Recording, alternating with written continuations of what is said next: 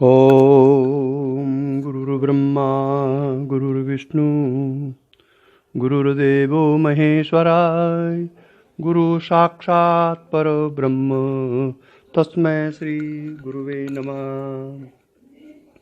नित्यं शुद्ध निराभासं निराकारं निरञ्जनं नित्यबोधचिदानन्दं गुरुर्ब्रह्म नमाम्यहम्। यस्य पादप्रभातस्ता प्रपञ्चो भाति वासुराय तमहं सद्गुरु वन्दे पूर्णानन्दचिदात्मकं। नारायणी नमस्कृता नरं चैव नरोत्तमं देवी सरस्वती व्यासं ततो जयमुदीरयेत्। ओम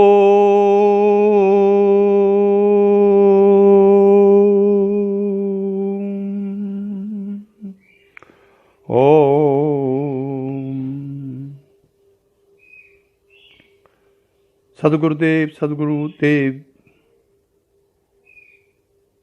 श्री देवेंद्र विज्ञानी जी महाराज के चरण कमलों में प्रणाम करते हुए इस परंपरा के सभी साधकों की आध्यात्मिक उन्नति की प्रार्थना श्री चरणों में करते हुए प्रश्नोत्तर प्रसंग में मुंबई से श्री संगम गुप्ता का एक प्रश्न आया है, जो कि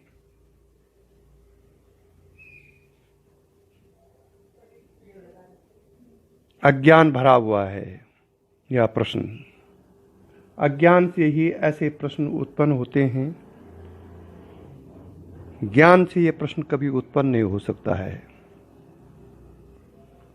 उन्होंने लिखा है कि क्या सब कुछ ऊपर से लिखा हुआ आता है। जैसे कि इंग्लिश में मैंने पढ़ा था कि एवरीथिंग इज फिक्स्ड है, कोई भी एक्सीडेंटल नहीं हो सकती। कृपा करके इसके ऊपर कुछ बताएं।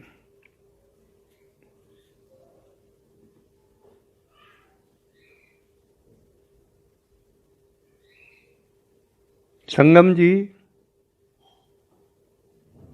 प्रत्येक चीज फिक्स्ड नहीं है।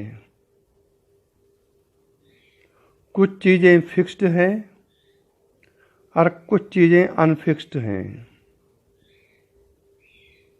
प्रबल प्रारब्ध कर्म फिक्स्ड है।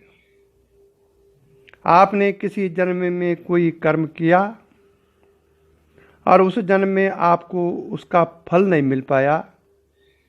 फल न मिलने के दो कारण हो सकते हैं, या तो आपका शरीर वहाँ उस फल मिलने से पहले समाप्त हो गया, या आप फिर गलत साधनों से उस फल से मिलने से बच गए। तो यहाँ आप बिना कारण से जेल चले जाएंगे। अगर आपने पिछले जन्म में मर्डर किया है और मर्डर करने के बाद आपने स्वयं को मार दिया है, तो आपको उस कर्म की कोई फल नहीं मिला।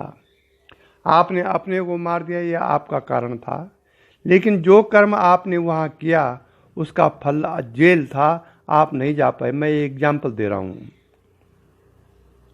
या उससे पहले केस लड़ते लड़ते आपका शरीर शांत हो गया, तो इस जन्म में बिना किसी कारण के झूठे प्रकरण में आप जेल चले जाएंगे। यह फिक्स्ड है। कर्मों का फल फिक्स्ड है, वो भी ऐसे कर्मों का जिसमें आप कोई पुरुषार्थ नहीं करेंगे। अगर आपने पुरुषार्थ किया तो वो फिक्सता जो है अनफिक्स्ड में बदल सकती है, क्योंकि ऊपर से कुछ लिख के नहीं आता है। आपने लिखा ना कि ऊपर से लिखा हुआ आता है। ऊपर कहीं नहीं है, न कोई अंदर है, न कोई बाहर है, न नीचे है, न ऊपर है। जो कुछ है हमारे अंदर है। पुराणों में उसको कहते हैं चित्रगुप्त, वेदांत में उसको कहते हैं साक्षी, योग में उसको कहते हैं दृष्टा। इस साक्षी, दृष्टा और चित्रगुप्त में जो कुछ कर्म आपने पिछले जन्म में किए, या इस जन्म में आप कर रहे हैं वो इसमें गुप्त हो जाता है। इसलिए इसको पुराणों में बोला गया चित्रगुप्त। इस साक्षी में वो जाकर के फिर कारण शरीर में चला जाता है। तो वो जो प्रबल प्रारब्ध आपके कर्मों का फल है वो फिक्स्ड है। लेकिन यहाँ यदि आपने ऐसे पुण्य कर्म किए, यहाँ आपने ऐसा साधन भजन किया, तो वो जो पूर्व जन्म का पाप है, पूर्व जन्म की जो घटनाएं हैं वो पुण्य में बदल सकती हैं। इसलिए ये अज्ञान भरा प्रश्न है कि एवरीथिंग इज फिक्स्ड फ्रॉम ऊपर साइड। या दुष्ट कर्मों के फल को नाश करने के लिए अगर आप सत्कर्म करते हैं तो उसमें कुछ कमी आएगी। तो कहने का अर्थ यह है कि प्रारब्ध कर्मों का जो फल है वो फिक्स्ड है। और उसके साथ में ये क्लॉज जोड़ता हूं, यदि आपने इतना पुरुषार्थ कर दिया है, कर्मों का इतना पुरुषार्थ कर दिया, तो वो फिक्स्ड भी अनफिक्स्ड हो सकता है। ये शास्त्र कहता है, मैं नहीं कह रहा हूं। क्योंकि प्रारब्ध और पुरुषार्थ ये दो भेड़ों की लड़ाई है। जो उसमें जीत जाएगा उसी का फल आएगा। इसलिए ऊपर से कुछ लिख के नहीं आता है, जो कुछ लिखा होता हमारे अंदर ही होता है। उसको पुराणों में कहते हैं चित्रगुप्त। वो फोटो ले लेता, जो कर्म आपने किए हैं उसका फोटो ले लेता है। वो साक्षी जो आपके कर्मों का साक्षी है, वो साक्षी कर्मों का साक्षी है, वही फिर फल देता है अगले जन्म में। दृष्टा, वो जो दृष्टा देख रहा है आपके कर्मों को, आप समझते हैं दुनिया मुझको नहीं देख रही, लेकिन वो देख रहा है। इसलिए प्रबल प्रारब्ध कर्म फिक्स्ड हैं। बाद बाकी जो क्रियमाण कर्म है जिसको आप यहाँ कर रहे हैं, क्रियमाण कर्म मतलब जो हम इस जीवन में कर रहे हैं, वो फिक्स्ड नहीं है। वो आपके प्रबल पुरुषार्थ, प्रयत्न, धैर्यता, शास्त्र सम्मत पुरुषार्थ यदि आप करेंगे तो उसका फल बदला जा सकता है। और संचित कर्म, जिन कर्मों का फल अभी उदय नहीं हुआ है उसको कहते हैं संचित कर्म। वो भी फिक्स्ड नहीं है। अगर वो फिक्स्ड है तो उसको भी आप अपने सत्कर्मों से, अपने प्रबल पुरुषार्थ से, अच्छे अच्छे कर्मों को करने से उसको आप बदल सकते हैं अंशतः। इसलिए तीन कर्म ये जीव करता है, क्रियमाण कर्म, संचित कर्म और प्रारब्ध कर्म। इन तीनों कर्मों के कारण ही हमारा जन्म होता है। जैसा हम इस जन्म में सोचेंगे, जैसा इस जन्म में करेंगे, तदनुसार हमारा दूसरा जन्म होगा। लेकिन यदि अंत समय में हमको परमात्मा की याद आ गई, चेतना में हम स्थित हो गए, भगवान नारायण में हम स्थित हो गए, तो अगला जन्म होगा। लेकिन इन कर्मों को नष्ट करके बहुत अच्छे घर में आपका जन्म होगा। अंत समय में हम जिस प्रकार की भावना रखते हैं, अंत समय में जिस प्रकार की चेतना में हम स्थित होते हैं, तदनुसार ही हमारा जन्म होता है। पूरे जीवन भर तपस्या करते रहो, पूरे जीवन भर ज्ञान करते रहो, लेकिन अंत समय में यदि घर की आसक्ति आ गई, परिवार की आसक्ति आ गई, संसार की आसक्ति आ गई, तो फिर आप उसी आसक्ति के हिसाब से जन्म लेते रहेंगे। और पूरे जन्म आपने कोई साधन नहीं किया, सदाचार में रहे, नियम पूर्वक रहे, और अंत में परमात्मा की याद आ गई, चेतना में स्थित हो गए, तो उसी अनुसार आपका फिर जन्म होगा। इसलिए शास्त्र कहता है कि हर क्षण, हर घड़ी, हर पल उस परमात्मा के चिंतन में रत रहो। आपने जो इंग्लिश में पढ़ा है, लेखक अपनी बुद्धि के अनुसार लिखता है। कोई भी जो ग्रंथकार है, कोई भी जो पुस्तक रचिता है, उसकी बुद्धि जहां तक दौड़ती है वो वहीं तक लिखता है। बुद्धि के पार का अनुभव वो नहीं लिख सकता है, क्योंकि बुद्धि के पार तो फिर या तो परमात्मा है या तो फिर शून्य है। इसलिए जितने भी बड़े ग्रंथकार हैं, जितने भी बड़े प्रसिद्ध लेखक हुए हैं, उन्होंने अपनी बुद्धि के अनुसार ही ग्रंथ लिखे हैं। जिस प्रकार से हमारे आंखें एक सीमा तक नज़र पहुंचने के बाद फिर आकाश और उस स्थान का क्षितिज नज़र आता है हमको, उस क्षितिज के पार हमारे आंखें नहीं देख सकती हैं। इसी प्रकार से बुद्धि में जो विद्वान लोग होते हैं उनकी बुद्धि जहाँ तक जाती है वो वहीं तक लिख सकते हैं। आत्मज्ञानी उस बुद्धि के पार लिख सकता है, उस बुद्धि के पार उसका जो अनुभव होता है उसको वो लिख सकता है। इसलिए जिस किताब को आपने पढ़ा, जो भी उसका लेखक होगा, उसने अपनी बुद्धि के बल पर ये सब कुछ लिख दिया कि एवरीथिंग इज फिक्स्ड। जो उसकी बुद्धि वहीं तक गई, उसका जीवन वहीं तक रहा, इसलिए उसने कहा कि एक्सीडेंटल कुछ नहीं है।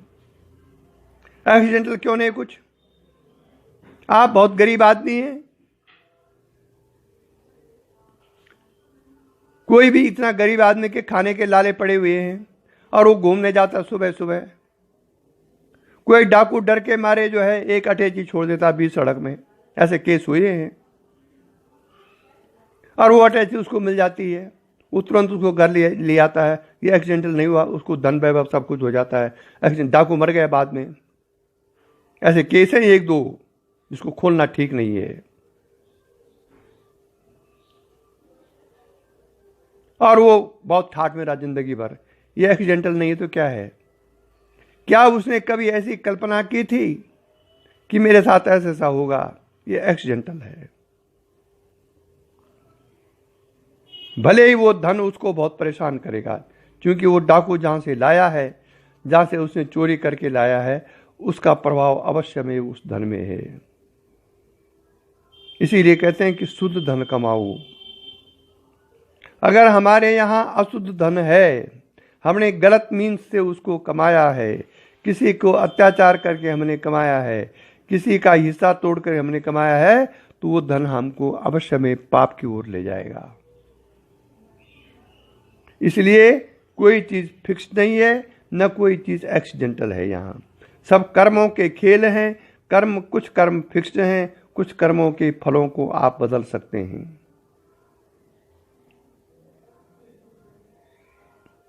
नारायण बोलना पड़ेगा।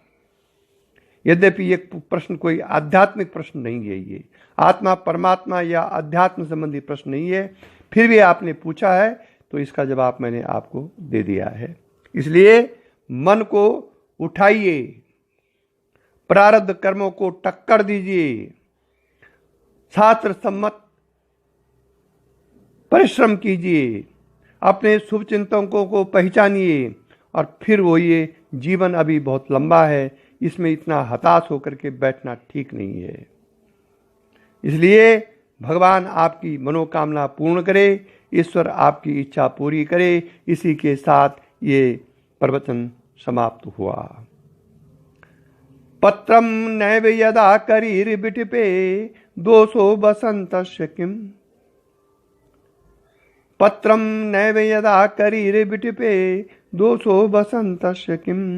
नीलूकोऽप्यवलोकते यदि दिवा सूर्यस्य किम दूषणम्।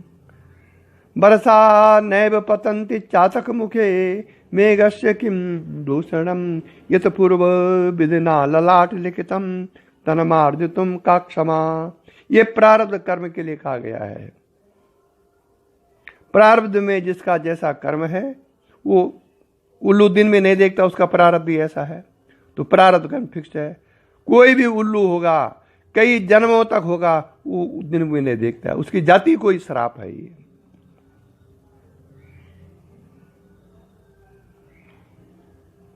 कीट का पौधा है, उसमें फूल नहीं उगता है, उसके जो जाति है, उसके जो प्राण है, उसको यही श्राप, उसका प्रारब्ध ऐसे, उसमें फूल कभी नहीं उगेगा। चातक का पानी यदि बादलों में नहीं पड़ता है तो मेघ तो बरसता, इसमें चातक का क्या दोष है? जब तक उसका प्रारब्ध है तब तक वो बूंद नहीं पड़ेगी। इसलिए प्रारब्ध कर्म का फल फिक्स्ड है, अन्य कर्मों का कोई फल फिक्स्ड नहीं है।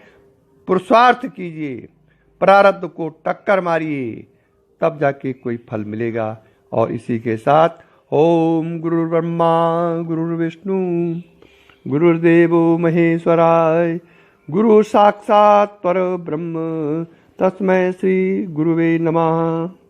यही दिव्य दृष्टि हमें दीजिए भगवान, हो कण कण में निस दिन तुम्हारे ही दर्शन।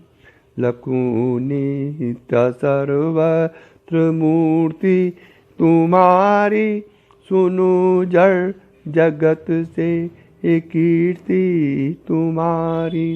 यही दिव्य दृष्टि हमें दीजिए भगवान, हो कण कण में निस दिन तुम्हारे ही दर्शन।